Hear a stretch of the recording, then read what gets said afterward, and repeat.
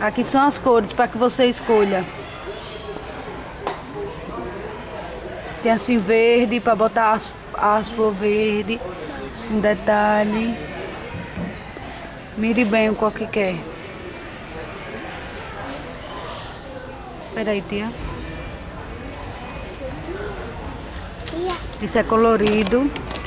Tem várias cores. O vermelho que tava atacado. Tem esse aqui. Tem outro. Tem esse. Tem outro. Tem esse que é azul com verde, bem legal. Outro. Tem esse que são as flores. Espera, tia. Minha sobrinha achou esse também, que é bonito também. Ó, como tem cores muito bonitas. Ali em cima, olha. Esse de... Olha esse, fica bem mimosinho esse. Esse é lindo, ó. Mire.